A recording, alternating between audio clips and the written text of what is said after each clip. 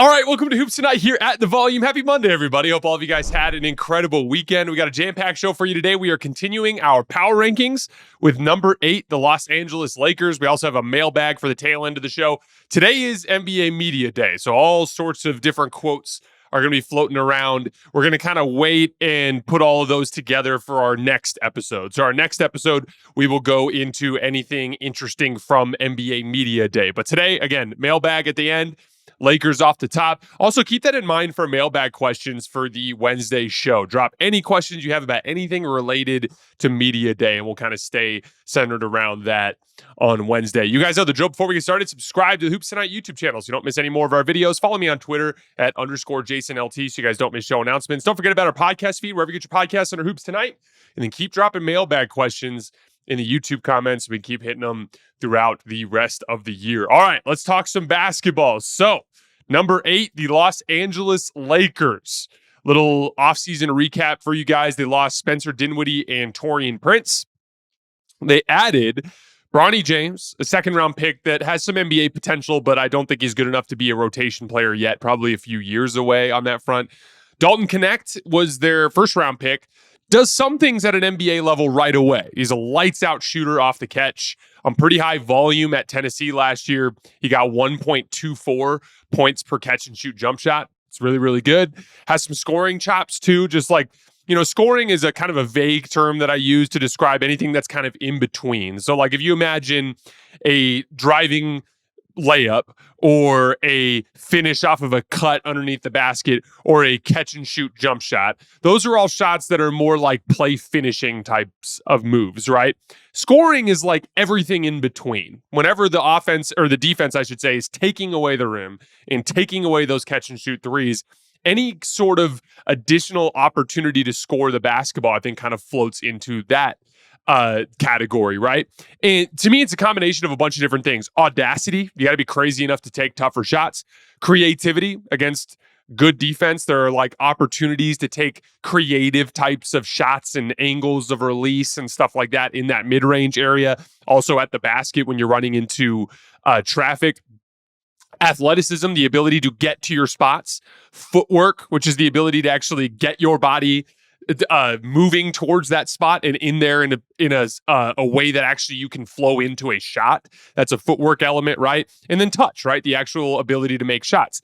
All that stuff kind of combines into like the organic scoring ability that you have. And Dalton has some good natural scoring ability. Like he can create his own shot off the bounce when he needs to in those situations where the easy stuff isn't there. And Tennessee relied on him a lot in that specifically. He's also a good athlete in transition. Like when you get him running in a straight line, he can hang with the best. But he's a really bad defender at this point. So whether or not he can actually be a rotation player right away will come down to that end of the floor and how quickly during training camp he can find a role that JJ Redick can trust him to do on the defensive end of the floor. If he can get that up pretty quickly, I think he'll be a big-time rotation player for the Lakers this year. If not, they might have to look into another direction.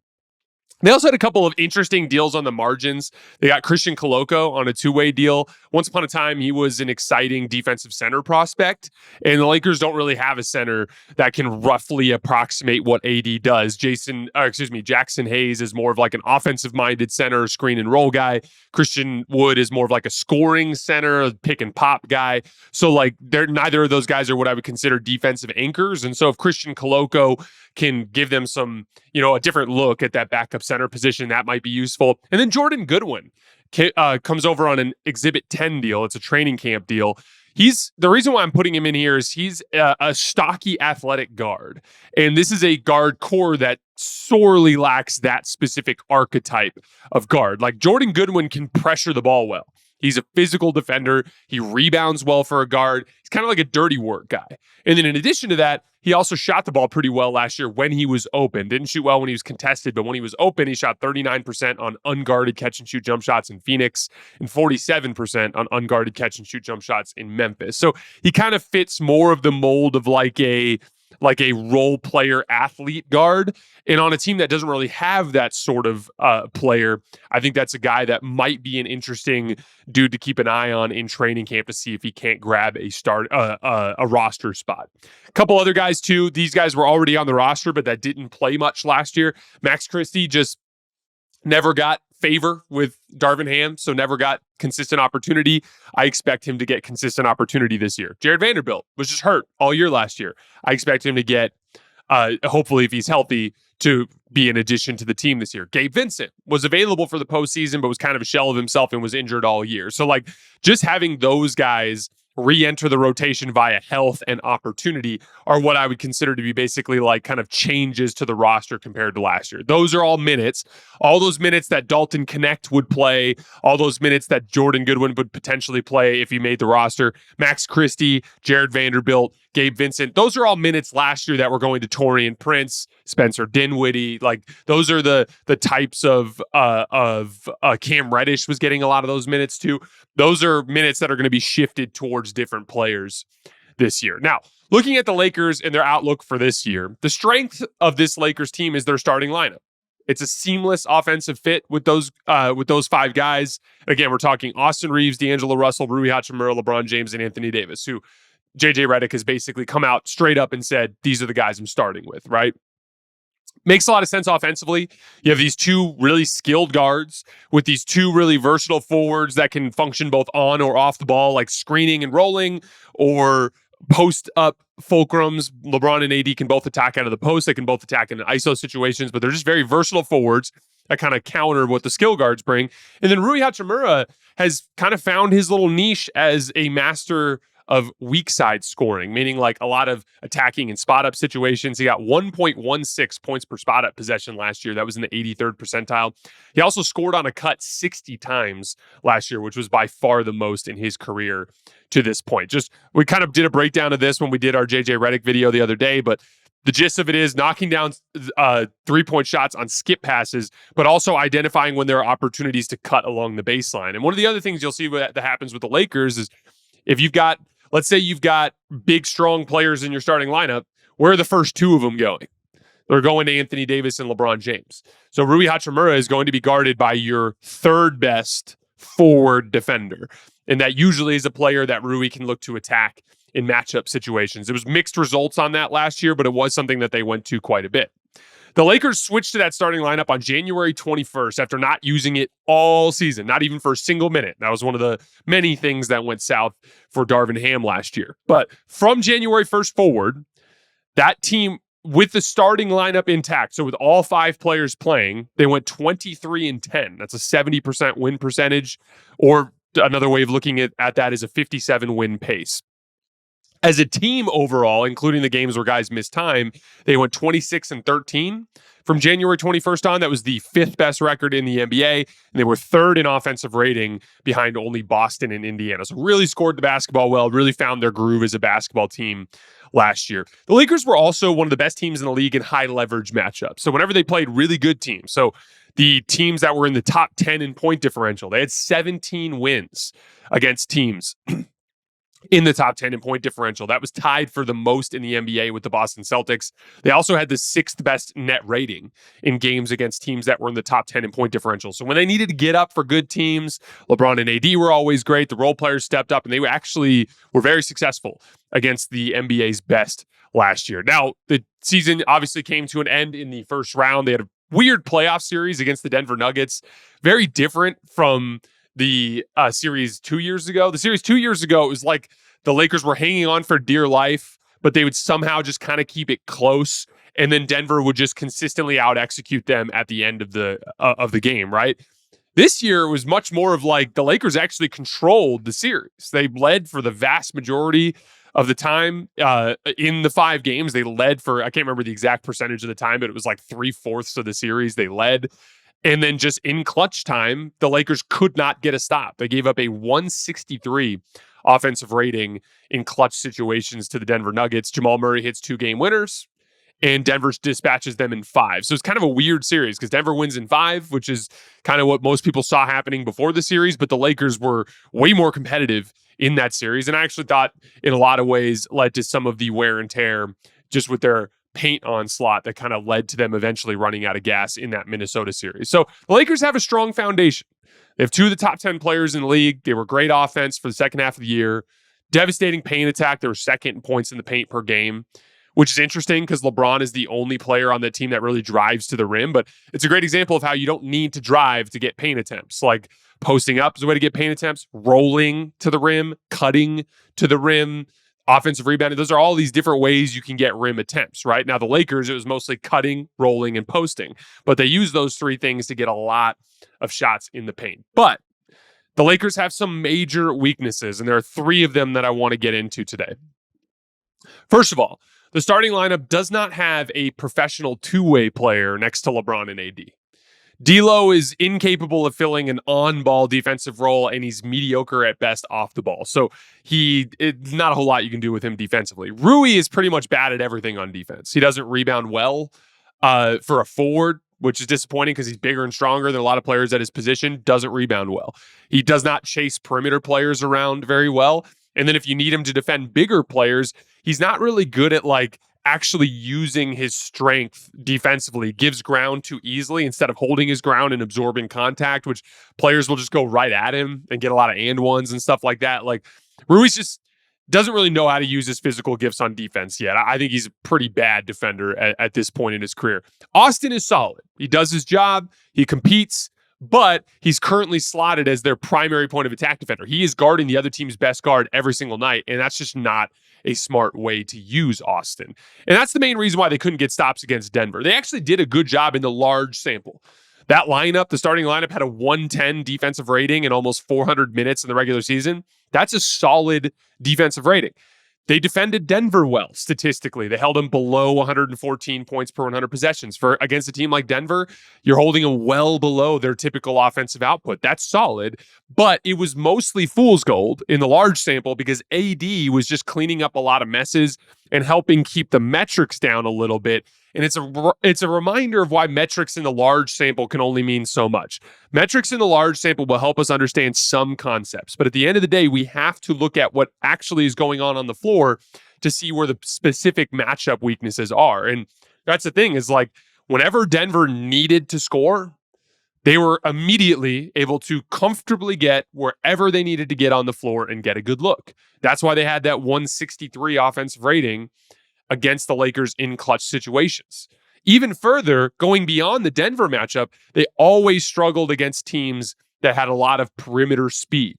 So the Warriors torched them, 126 offensive rating in the regular season. The Pacers, a 122 offensive rating in the regular season. The Kings, a 120 offensive rating in the regular season. All 3 of those teams combined to go 8-2 against the Lakers. So teams that perimeter defense is like a prerequisite to be able to contain the ball, they really struggled with, right? So to put it nicely, I just don't think the Lakers are good enough defensively right now to get to where they want to go. Similar to Milwaukee, right? Milwaukee right now is not good enough defensively to get where they want to go, which is to win 4 playoff rounds. So for both of those teams, for the 8 and 9 in my power rankings list, and I would even extend that to 10 with Phoenix, they just at some point this season, either via trade or by in-house development or just a certain young guy popping, they need substantial improvement in their defensive ability and versatility, meaning their matchup resilience.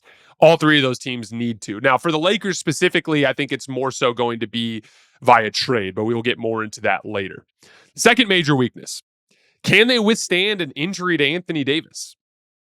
LeBron in the regular season is kind of inconsistent with his effort, so I think they can kind of live without him some nights. The skill guards, I'm not too worried about. As long as 2 of those 3 are available, if Austin's out but D'Lo and LeBron are playing, or LeBron's out but D'Lo and Austin are playing, or D'Lo's out but Austin and LeBron are playing, I feel like they've got a chance to score enough to win games. But as of right now, if AD were to miss some time, they have basically no shot of putting together even an average defense because they're so weak on the perimeter and they just don't have the interior kind of backup centered guy that kind of mimics. I talked earlier about roughly approximating. I don't mean an impact. Christian Koloko would never in a million years be able to replace what AD does. But if you have a guy that is the rough approximation, then at least you can run the same scheme and at least hope to have a certain floor defensively. And Jackson Hayes and Christian Wood are just not those guys. And, we'll see Christian Coloco, but he's a complete and total wild card at this point. So, I think it's more of a regular season issue. I don't think the backup center spot is as important for the playoff context, because if you're healthy and you're in the playoffs, AD's playing 42 minutes a night. And I think if you had to play Jackson Hayes 6 minutes a night, I don't think that's going to make or break your playoff hopes. But in the regular season, if Anthony Davis has to miss a chunk of time, that's where I'm concerned about their lack of depth at the center position. Now, encouragingly, they have acknowledged as much in the last week that that's something they need to do. My guess is that if they ended up making a deal, it would be more of a combo deal, either 2 deals or 1 deal with one team to bring back multiple players, where they look to upgrade a starting spot and bring up a backup center. But we'll talk about some options there down the line. Their third biggest weakness: is there enough talent on the bench to carry the Lakers through 82 games? Let's take the starters out for a second, because that's how the Lakers were winning. They were winning because they had this great starting lineup. That was the driving force of the majority of their success. If you took a look at their depth chart after the starters, it's a little thin. Ball handling guards, guys that can run action. Gabe Vincent, he's a good player in Miami, but he was hurt all year last year, so he's a little bit of a wild card, right? Jalen Hood-Schifino, he didn't look like an NBA player last year. Those are the only 2 ball handling guards that they have off the bench. Off-ball wings. So these are guys that are not necessarily going to run action, but can run action. But these are guys that are primarily looking to score off the ball and are just kind of your typical off-ball role players. Max Christie, I actually really like him as a 3-and-D prospect, but this will be his first season in a real consistent role. So there's a little bit of a wild card there, right? Dalton Connect, we talked about him earlier. Whether or not he can play comes down to the defensive end of the floor. That's a wild card. Cam Reddish, I don't think he's good enough to be a rotation player on a serious NBA team. I've never been a big Cam Reddish fan. Maxwell Lewis doesn't look like an NBA player right now. So in the off-ball wing category, you've got Max Christie, I think, is an okay option. Dalton Connect, who knows? Cam Reddish and Maxwell Lewis, not good options in my opinion. At the forward spot, Jared Vanderbilt, who I really like. I actually am much higher on Vanderbilt than most, but he hasn't been available much since he got traded to the Lakers, so there's a question mark there.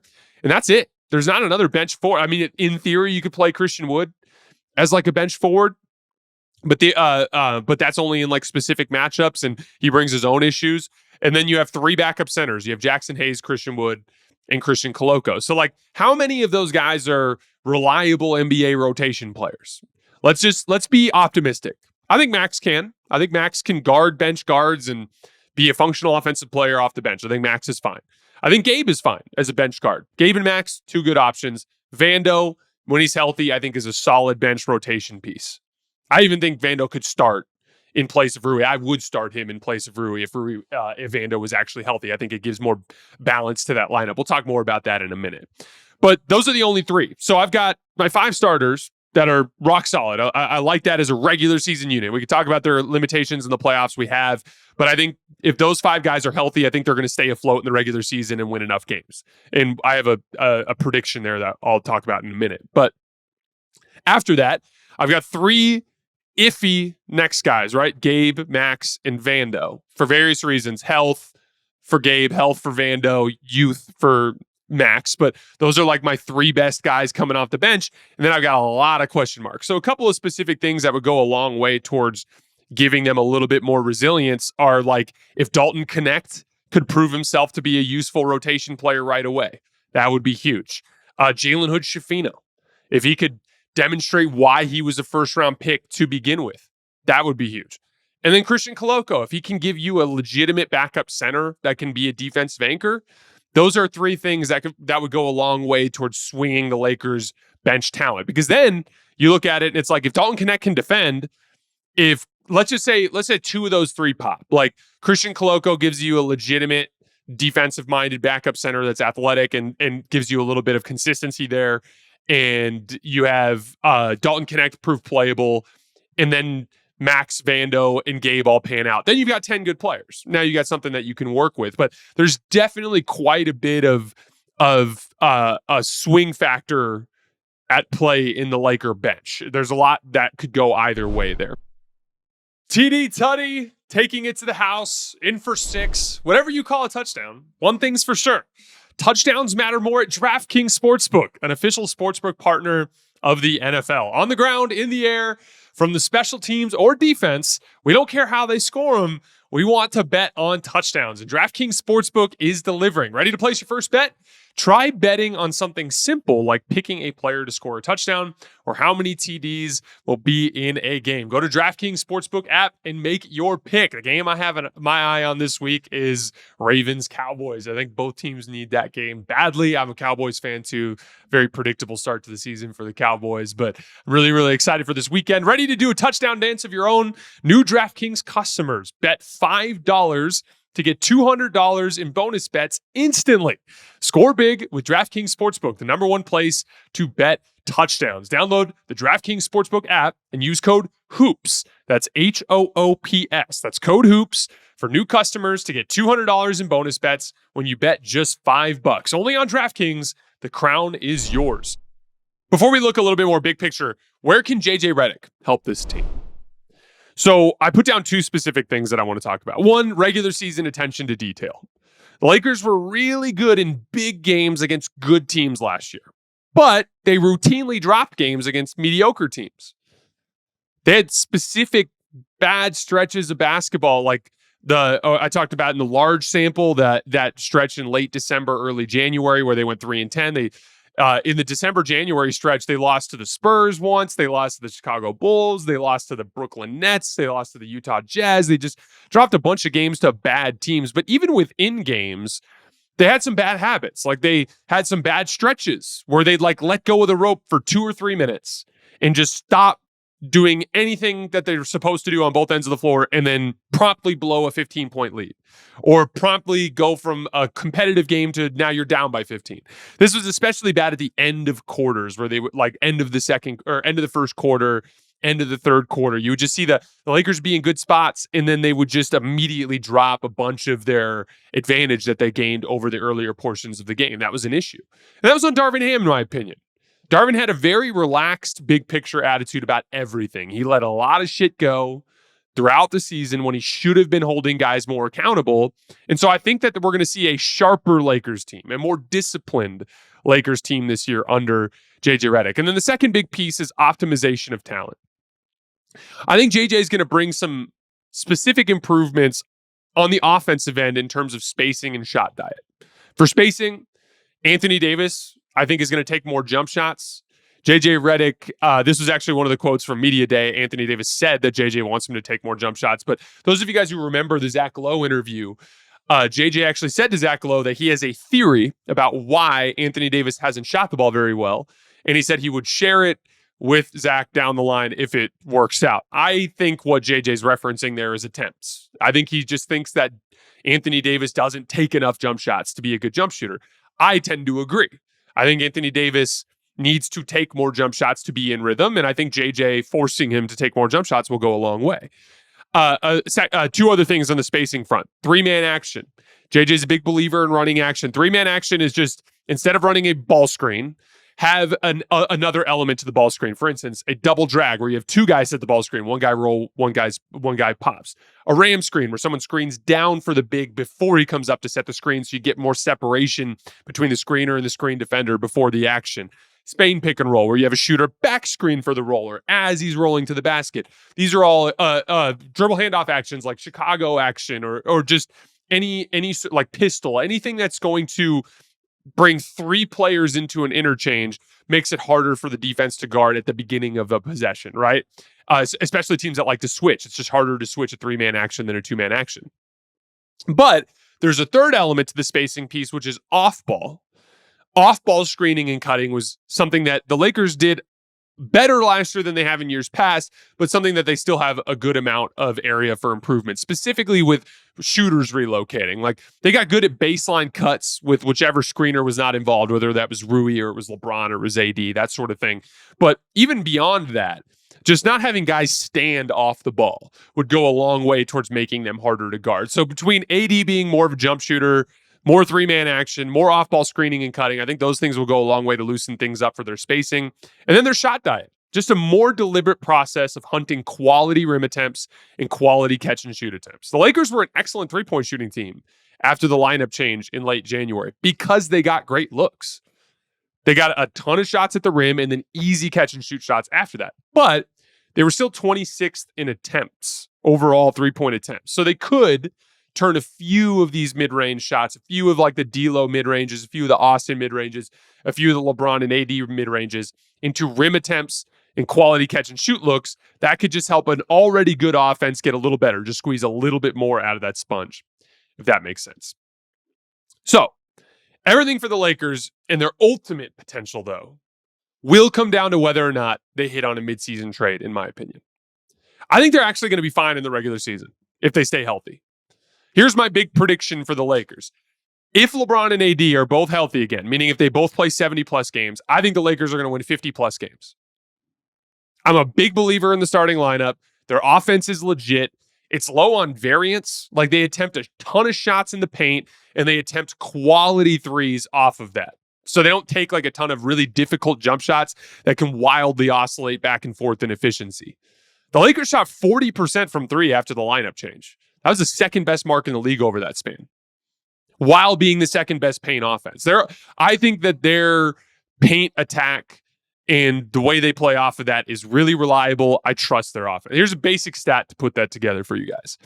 After January 21st, when they made the lineup change, the Lakers attempted 32.5 threes per game. 28.7 of them were classified as either open or wide open by NBA.com. They get great looks. That's why they shoot a high percentage. And it's because they're paint to great. They're paint first into an outside attack from there. And I think you're going to even turn more of those mid-range attempts into more threes. I think they're going to be a very efficient offense this year. Now, their offense does have some specific weaknesses because they don't have a lot of dribble penetration. Teams that do a lot of switching, like the Clippers, for instance, they have a tendency to cause the Lakers offense to bog down. Even in the wins the Lakers had against the Clippers last year, they were ugly for the large portion of the game as their offense looked a little stilted because of the switching. The way they have to attack switching is through LeBron and AD leveraging their physical gifts, which they can be a little passive sometimes, right? So like they have some specific offensive weaknesses, but in the large sample, as long as they're healthy, I think their offense will carry them. I also think JJ will do a much better job of getting the most out of the Lakers as a regular season team by avoiding the self-inflicted wounds that Darvin Ham did to the team last year. Better game-to-game preparation and game planning. Better exploitation of margins that help you win. Those are the kinds of things that I think JJ is going to get out of this team. So again, if LeBron and AD both play 70-plus games, I think the Lakers are going to win over 50 and be a team that is firmly above the play-in. That's my kind of prediction. Now, obviously, if everyone gets hurt, it's a different story, but I do believe in that starting lineup, and I think they're going to be fine. That said, even if they do both play 70-plus games, and let's say they go 52-30, I still think they can't win 4 playoff rounds unless they properly balance the starting lineup. I think the key is turning one of Rui or D'Lo into a rock-solid two-way starter. I don't think it needs to be a star. I've gone back and forth with this over the past year. There are times in the regular season where I'm like, man, they could use just another really high-level offensive player to just kind of make things easier for them. But LeBron and AD just came on so strong at the end of the year, including the playoff run, we're like, I don't feel that way anymore. I think LeBron and AD are more than good enough right now to anchor a championship team. If you look at that Denver series, they didn't lose because LeBron and AD. I have actually said this before. I think LeBron and AD played Jokic and Murray to a draw, if not even slightly outplayed them. They lost that series because Rui got his lunch eaten by Michael Porter Jr. and D'Lo was terrible. It was down the roster. Guys like Michael Porter Jr., Kentavious Caldwell-Pope, Aaron Gordon, down the roster was where the Lakers got beat. LeBron and AD stepped toe-to-toe with Jokic and Murray and gave them the business. They got it back, but they were going toe-to-toe with the duo that won the title last year. It was down the roster where they had those issues. And specifically, it's about redundancy. D'Lo and Austin are redundant. LeBron and Rui are redundant. That means there are responsibilities on the floor that go unfulfilled or go fulfilled by people that are not qualified for it. And then there's too much of some things that you already have enough of, right? So, and the Lakers, I think, are well set up for a trade. They have 2 first-round picks that they can use, and those are valuable first-round picks because the Lakers are a dumpster fire organizationally. And so when LeBron retires, you can pretty much bet on them being bad for a while, right? And so like if they've got 2 first-round picks that are desired around the league and they've got mid-level salaries to use, they've got lots of guys like Gabe and Vando and Austin and D'Lo and Rui that are all on these like mid-level contracts between 10 and 20 million. They're set up to be able to make a trade. So now let's imagine what that looks like from the standpoint of a starter upgrade. And there's lots of examples. I've talked about Bruce Brown a lot. It really just needs to be a very athletic player that can guard the ball, rebound, and be a functioning cog in the 5-out attack. Just a functioning cog. Doesn't need to be a high-level offensive player. As a matter of fact, like the Lakers have enough offensive talent in their starting. That's what I mean in their starting lineup. That's what I mean by the redundancy. They need somebody that kind of balances things a little bit. A couple other guys I'd look at. Jeremy Grant, I'm actually higher on than most Laker fans. I know that people have some concerns about him playing some losing basketball in Portland and how well he fits next to LeBron and AD. I think he can help on offense. I think he is a better athlete than Rui, and I love the idea of leveraging Jeremy's athleticism next to LeBron and AD. Couple other guys, though, that I'd look out for. Like, what if the Clippers season goes south and you go after a guy like Terrence Mann? Like, what if James Harden gets hurt, Kawhi Leonard gets hurt, the Clippers are just bad, Clippers decide they want to rebuild, Terrence Mann is 27 years old and is not a star, so, like, he's, at that point, an asset that the Clippers could look to move. I think Terrence Mann would be a beautiful fit next to Austin Reeves. You can imagine Austin and Terrence and AD as, like, a nice little core to kind of, like, look at the post-LeBron era with.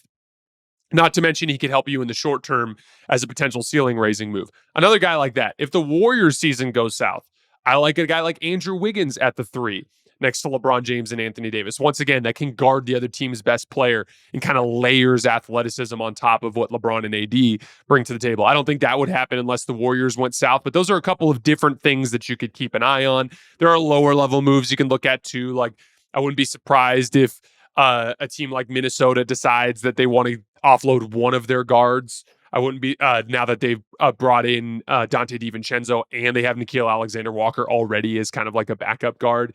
A team like Orlando, now that they've brought in KCP, what about a guy like Gary Harris? Just like an athletic, like just a rock solid type of like role player guard, I think would go a long way towards helping at the 2 or the similar version at the 3. From there, though, regardless of what that player is, and those are a bunch of examples. Let's just take Bruce Brown, for example. Let's pretend that the Lakers make a deal for Bruce, and I can't remember the exact functionality of the deal. It'd be like D'Lo and Jalen Hood-Schifino and like Cam Reddish and like a first or something like that.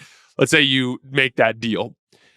From there, now let's pretend it's Austin, Bruce, and then Rui, LeBron, AD. Now I can put Bruce on the other team's best offensive player. Now Austin is guarding the other team's second best offensive player. Now overall, I took the worst athlete in the lineup, D'Lo, and I put him the third best athlete in the lineup. A guy who's firmly a better athlete than Rui and Austin, right? Now I'm bigger, I'm stronger, I'm more athletic in the backcourt. I'm tiered better in terms of my point of attack assignments. Bruce is a seamless fit offensively as like a screener and roller, a guy that can kind of do a lot of the similar stuff that Alex Caruso did with the LeBron AD front court back in 2021, 2020. Like, I like that sort of fit. Now, all of a sudden, I'm infinitely more imposing physically. I'm infinitely more balanced. Again, like a lot of people talk about like, how is it that this trade could move the needle or that trade could move the needle? It all depends on what the team needs. If you have a gaping hole in a specific skill set and you fill that, you're going to experience a dramatic return. If you have a small hole that you try to fit a big player into, you experience diminishing returns. For instance, Bradley Beal with the Phoenix Suns. The Suns are not benefiting from a lot of what Bradley Beal brings because they don't really need a lot of what Bradley Beal brings. They need more of like what a Kentavious Caldwell-Pope brings to the table, right? That's kind of my point, is like if you were to pick up and put Bradley Beal on a team that desperately needs guard play but is loaded in the front court, all of a sudden he brings a lot more value. But it's all about what your roster needs. The Lakers have tons of offensive talent in a championship level front court. What they need is a specific type of athlete at the 2 or the 3 that can do the kinds of things that they were not getting from D'Lo and Rui, which is quality defense on the opposing team's best perimeter player and defensive rebounding, athleticism, that just winning more of those physical battles that they had been losing over the previous years. That's why I'm such a big believer in that. If you don't make a trade, so let's say if you're like a Lakers fan, and you're like, hey, Jason, we've heard Rob Pelinka talk about how he doesn't want to make a trade unless it would lead to sustained success. Let's say the Lakers are having a solid season where they're in the 4th or 5th seed, but the Lakers ownership and front office, they're just like, we are not going to invest in this group. We're going to just hoard all these assets for the future. Okay. If that's the case, is there still a pathway for the Lakers to get to 4-round wins, to getting to the trophy? I think it's a very, very, very tiny path, but it would look different. For starters, I still think you need balance in that starting lineup. So Jared Vanderbilt would have to get healthy and take Rui's starting spot. That would be, and again, Jared, the defensive end is easy. We've seen what Jared looks like guarding the other team's best player next to Anthony Davis in that front line. It looks awesome. They look great. Jared is great on the defensive end. Like, I think he's in that like fringe first tier, second tier perimeter defenders in the league. Jared Vanderbilt's awesome on the ball. But on the offensive end, he can be a nightmare. However, there's a tiny little pathway here in what the Lakers kind of got out of Jared Vanderbilt towards the tail end of the season last year before he got hurt. In Jared Vanderbilt's last 8 games before he got hurt last year, he averaged 11 points per game on 66% shooting. And it was just a totally different role than what we saw the year prior. The year prior, they were running 4-out-1-in setup, spread pick and roll, go stick Jared Vanderbilt in the opposite corner, and he's just shooting a 3 or crashing the offensive glass. That's all he was doing. And he couldn't make the threes at a high enough clip or even be guarded, really, when he was over there, right? So, like, kind of a janky fit for him offensively. In the Lakers' 5-out attack, he was running dribble handoffs and rolling and cutting to the basket. And he was scoring effectively there. So, like, if they can replicate that in a large sample size, if Jared Vanderbilt comes into training camp and he gets healthy and he takes Rui's starting spot and he guards the other team's best player every night and he plays 70-plus games and he becomes a functioning dribble handoff, cutting, offensive rebounding, kind of like offensive player within that unit, that would go a long way towards giving them a chance. But I think if Jared's going to be in the starting lineup, I think in order for the Lakers to be a championship team, AD would have to rise to the level of the top tier superstars by becoming the type of jump shooter that he was in the past. That's a long shot because we haven't seen it since 2020. But like, if you're telling me, Jason, give me some hope. Jason, the Lakers aren't going to make a trade. I don't believe in Rob. I don't believe in Jeannie. Give me some hope that the Lakers are going to get this done this year. It would come down to building a starting lineup that has more two-way balance within the roster. That's going to require Jared Vanderbilt becoming healthy, getting his way into that lineup, and being the versatile two-way player that they kind of got little bits and pieces of towards the tail end of the year last year.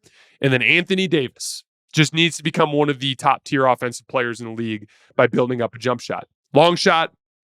So I think the best chance for the Lakers is to hit on a midseason trade. So in summary, I think the Lakers were one of the most underrated teams in the league last year. They were really good for the most part of the season, with exception of a month that spanned from December and January. It is what it is. Laker fans, you just got to get used to a lot of people underrating them on those grounds. They were clawing up from the play-in. So like, anybody who's not really watching them closely is going to use that as an excuse to think they're bad. Obviously, we know. Those of us who watched the Lakers close last year, we know. We know they were good all year. They had this one bad stretch. It is what it is. They have to prove it again this year, though. That said, I do think that they're underrated, and I think that if they are healthy, that they are going to perform well. As I said, if LeBron and AD are healthy for 70-plus games, I think they're going to win 50-plus games and stay out of the play-in. It's mostly about their stars. The Lakers' top 3 is really good. LeBron and AD were amazing last year. Austin Reeves is a rock-solid championship-level starter, in my opinion. But like everyone else in this tier, they've got to address some things. They've got to have some things go right for them to win 4 playoff rounds. For the Lakers, it's about improved play at the 2 or the 3, either in-house or via trade. All right, that's all I have for the Lakers. Let's move on to our mailbag. First question. Jason, I'm a very sad Timberwolves fan after finding out we traded Cat. I'm trying to find the positives. Is it freeing up cap space? Apparently, Dante and Randall have big contracts, so we're at a net worse off than before. Or it could be something else. With no Cat, we were less equipped to take down Jokic and the Nuggets. I need some help to cope. So here's the thing. I don't know how any Timberwolves fan would feel good about this deal in the short term. And the main reason why is, like, if you go on a Western Conference Finals run and you've got a star who's 22 years old, or however, I think Ant's only 22. Ant's young, but you got a young star like Ant that's on his way up. Run it back. Run it back and try it again and see what you can get done.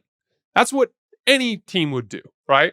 So there's no doubt that, like, throwing a giant wrench in things. Because here's the thing. Even if you're of the opinion that Dante DiVincenzo makes you better and Julius Randle's just a better player than Cat, even if you think that, it's theoretical. We haven't seen it. And so, like, you take a team that made it to the Western Conference Finals and you don't give them a chance to run it back, that's obviously frustrating. But there's a different way to look at it. And it's through the lens of the long term, right? So because Karl Anthony Towns had so much money left on his deal, because Julius Randle's a free agent after the season, because Rudy Gobert has a player option after the season, and who knows, maybe you can work out a longer term, more team-friendly deal after that. We'll see what ends up happening. But you go instantaneously into a much more flexible cap situation. Now, there's a huge price to pay there, and the price is now all of a sudden there's major question mark over this season, right? Is this Julius Randle fit going to work? Like, and look, here's the thing. I've slept on it a few days now. I'd be lying to you guys if I didn't say I hated the fit. I love Anthony Edwards. He's probably my favorite player in the league of this generation, right? Like, when the LeBron Steph crew all retires, Ant's probably going to be my favorite player. It'll be a different type of thing and won't be the type of emotional attachment I had to LeBron because I became a fan of his when I was a kid. But, like, Ant's going to be my favorite player. I'm rooting for him. I want him to succeed. I think his best trait is that he's the best driver of the basketball in the NBA right now. And so I hate the idea of putting him next to Jaden McDaniels, Julius Randle, and Rudy Gobert. I think that's a 3-4-5 that is a disaster for spacing whenever Ant has the ball. So, like, I'd be lying if I told you guys I liked the fit. That said, there is upside. Dante DiVincenzo is a really good player that I think Minnesota Timberwolves fans are going to love. And Julius Randle, when healthy and in rhythm, I think is a better shot creator than Karl Anthony Towns, which is a nice number 2 option to put next to Ant. So there's upside, but there's risk. And so the way that I would look at it is Tim Connelly basically is telling you that he wants to sacrifice a little bit of the right now sure thing element that we saw from last year's Minnesota Timberwolves team and replace it with some long-term flexibility while also maintaining some of the upside within this season. And that's the thing, because, like, here's the deal. Let's say you run it back and you lose in the Western Conference Finals again, and then you're in cap hell for a few years and there's not much flexibility for you to do anything, versus maybe it goes south with the Julius Randle fit and you lose in the first round, but you have more ability to surround Ant with talent later. And again, this is where we have to kind of look at NBA history. NBA history tells us that even the all-time greats, they don't really start to kind of figure things out at a championship level until 26, 27 years old, right? So it is more important for you to be flexible at that point. That said, I don't see any universe where in the short term it's not annoying. Because, again, you just went to the Western Conference Finals. You lost close games to Dallas. Ant is just rapidly ascending. The defense was frightening. It was how you beat Denver. Karl Anthony Towns was a huge part of how you beat Denver. There's always going to be that part of me, and I'm sure lots of you Wolves fans that are like, why the hell didn't we run this thing back? But I think I just view it as a long-term kind of attempt to try to maintain some of that flexibility like we talked about. I wanted to spend a little bit of a follow-up talking about the Knicks, just after thinking about that a little bit more.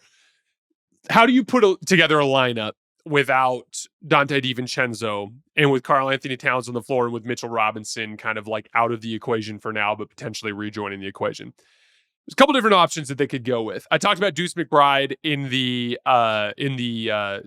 show that we did on the actual night of.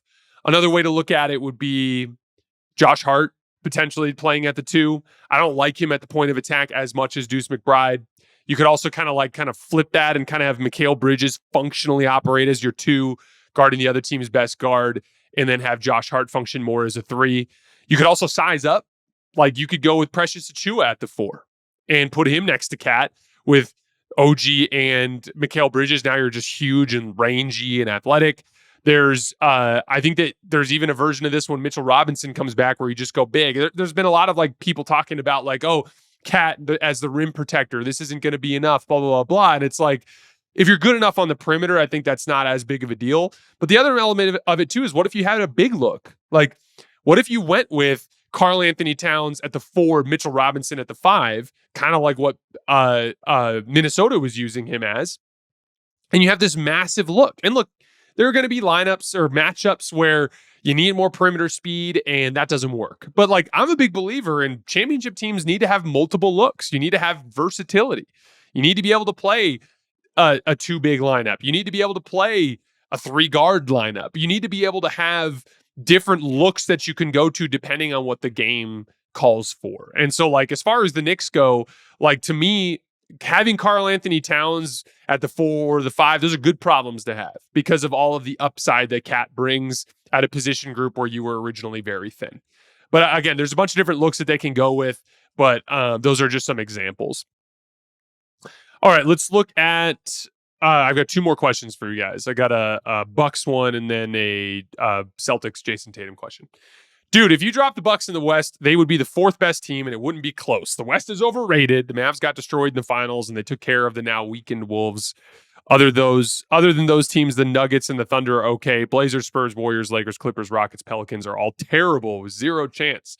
I got a lot of Bucks fans in our last video that really want them to be referred to and respected as like a top tier championship contender.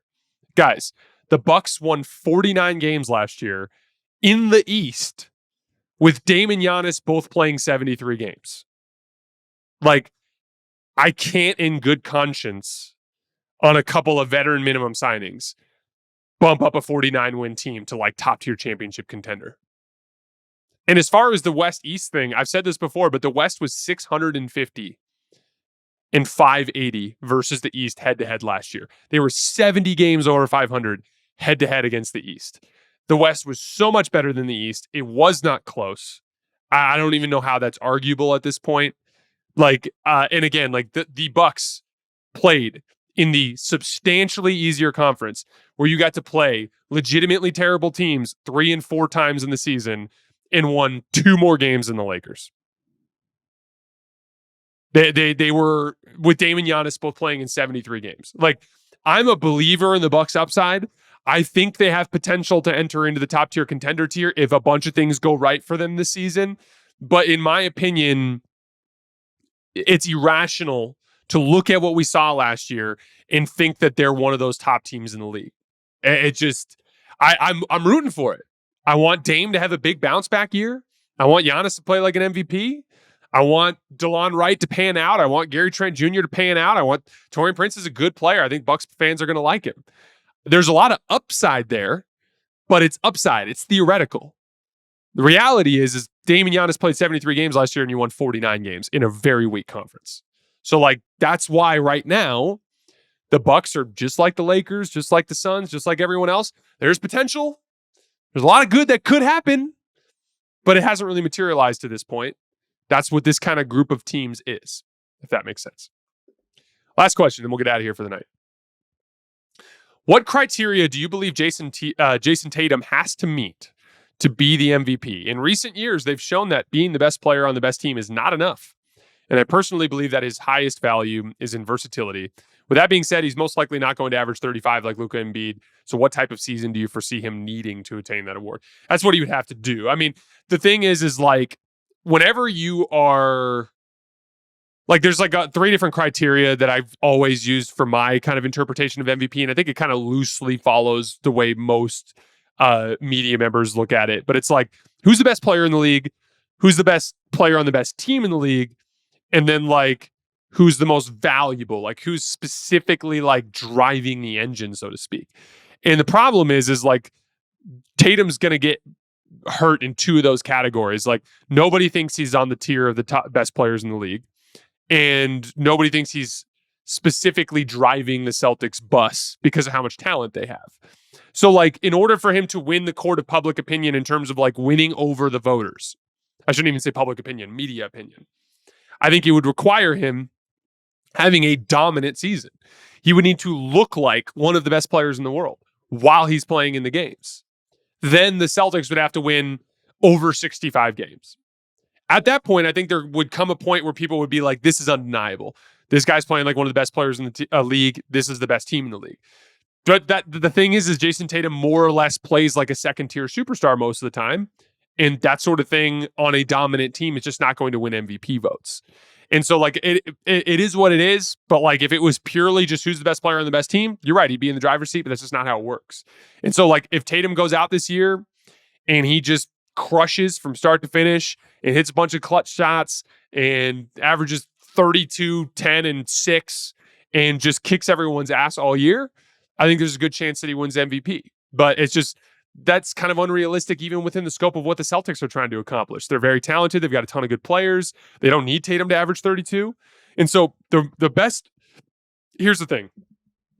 I've encountered a lot of this. This is the last thing I'll say about it. I've encountered a lot of this from Celtics fans. And I want to be clear. Like I know that there's a large portion of you guys who are Celtics fans who are reasonable and realistic and understand what's going on. But there's a lot of like complaining from Celtics fans about how much credit they're getting, how well regarded that team is, how people view Jason Tatum in the hierarchy of the league. And it's like, here's the thing.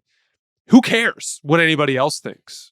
The best thing for Tatum and the Celtics to do is to go whoop everyone's ass and just rack up the accolades. Just keep winning, keep stacking the chips, and then eventually everyone will have no choice but to acknowledge your greatness. Like at the end of the day, if you're worried that I think Tatum is the 7th best player in the league and you think he's the 3rd, who gives a shit what I think? Tatum needs to go out there and win games, and if he does, he's going to keep getting trophies, and as he keeps stacking up the trophies, it becomes undeniable, right? Like, all of this stuff is just semantics at a certain point. This is just debate. And so, like, that's the thing. I understand how you Celtics fans feel. You want Jason Tatum to get the credit that he deserves. You want everyone to acknowledge that team for what they accomplished. But at the end of the day, Tatum's not going to get an MVP. It's very, very unlikely. So what's the best he can do? Go kick everyone's ass and get another Larry O'Brien trophy. And just stack them up. Just stack them up. Again, like there's the same thing happened to the Warriors with 2017 and 2018. Like, no one was giving them a ton of credit because of how much talent they had. And it was a lot of talk about KD joining the super team and all that kind of stuff. But you know what? You just rack up the titles and then you look back and it's like, well, they have 4 of them now. You know what I mean? So like at the end of the day, like if the Celtics are concerned about what kind of media like acceptance they're getting, just focus on the ultimate goal. And then at a certain point, no one will be able to deny how good you are. All right, guys, that is all I have for today. As always, I sincerely appreciate you guys for supporting the show. We'll be back on Wednesday with another team, as well as some another season preview, as well as some media day reaction. I will see you guys then.